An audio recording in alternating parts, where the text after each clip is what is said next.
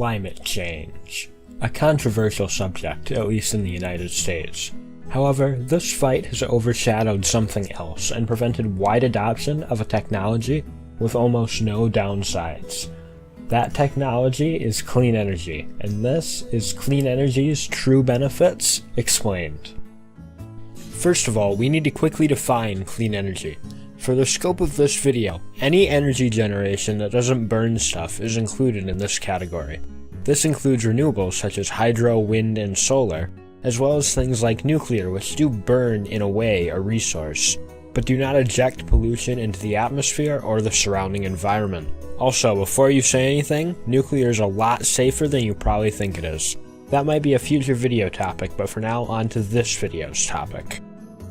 Traditional energy sources such as coal, oil, or natural gas have a lot of problems. They require a lot of input to generate any energy in the form of coal, oil, or natural gas. This happens as long as you are using it to generate any power at all. This makes them, in the long term, very expensive. Clean energy sources, on the other hand, are much more efficient with the resources put in. Renewables don't need any input after the initial construction, and nuclear can generate a lot of power with a very small amount of uranium. This is also our first reason that clean energy hasn't caught on, as companies that produce the resources required for dirty energy sources make a lot of money due to the sheer amount of resources our infrastructure needs. This means they can lobby for laws that benefit them or harm clean energy, whereas clean energy companies are in the business of building the infrastructure. This is a feedback loop. Since the clean energy companies can't build infrastructure, they can't make money to lobby. I think you can figure the rest out. If you can't, then here's a chart. Moving on, let's list the actual benefits of clean energy instead of just putting down its alternative. Clean energy provides a lot of benefits to things that are not obviously affected by what kind of energy is chosen. The easiest example to use is, of all things, jobs and the economy. One thing that is commonly touted as a reason for tax breaks to coal companies, or preventing tax breaks for clean energy companies, is that coal creates jobs.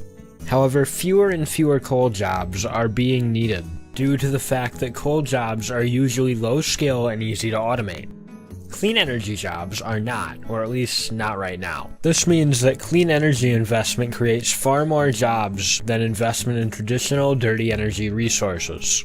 Here, let's do some math. In 2015, the US had 90 gigawatts of capacity in renewable energy, excluding hydro. At the same time, we had 280 gigawatts in coal capacity. At the start of 2017, according to the Department of Energy, there were about 480,000 jobs in renewables. From the same report, coal had 160,000 jobs, including mining jobs. Note that mining jobs would obviously be reduced, but would not entirely go away, as coal is used for things other than power generation. Doing some math, if all of those 280 gigawatts of coal power was replaced with renewables, we'd create approximately 1.3 million jobs. Now, obviously, this is an approximation. Some coal has been phased out since 2015. I acknowledge that my numbers might be inflated. However, even if you half my numbers, that's no small sum. In the entire year of 2016, the US gained 2 million jobs.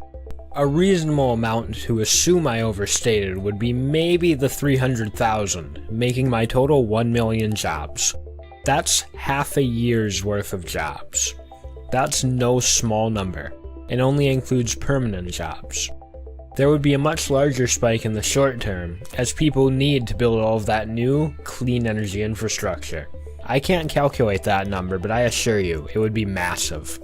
However, there are more compelling reasons to adopt clean energy. Dirty energy works by burning stuff, whether that be fossil fuels or biomass. When you burn stuff, you're gonna have byproducts. In our case, we're worried about air pollutants such as carbon dioxide and methane. Now, some of you might be thinking that I'm going to go into a spiel about climate change. I am not. I'm talking about public health. Pollution from fossil fuel plants has been linked to conditions such as breathing problems, heart attacks, and even cancer. Now, making lives longer and better should be reason enough, but there's more benefits that come from not making people sick. For example, it lowers healthcare costs. It would save people and companies across America over $350 billion in healthcare costs.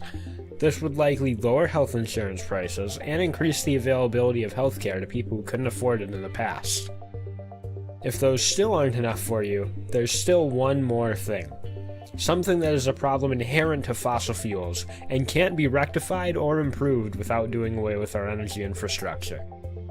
What is that benefit? Keep watching. Did you really think the video was going to end here?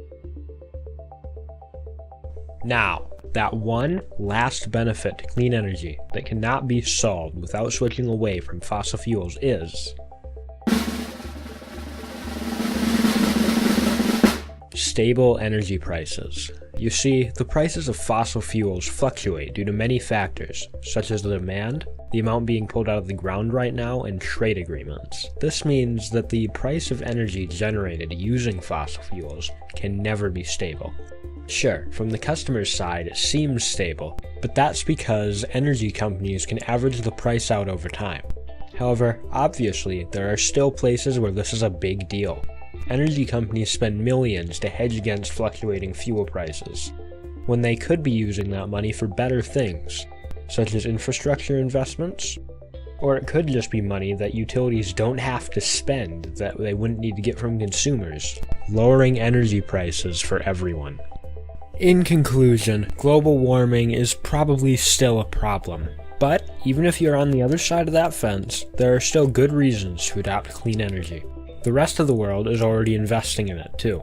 Earlier this year, the UK had its first ever day where no coal was burned on the national grid. France generates power primarily using nuclear reactors. Canada gets its energy mostly from hydroelectric dams. China is also investing in renewables, even as they continue to inch closer to becoming a superpower, pledging to invest the equivalent of around $365 billion by 2020 in renewables. And it's working, with over 2.5 million people having jobs in solar power alone in China. It is time for America to invest in renewable energy and reap the rewards, just like the rest of the world. So America, will you?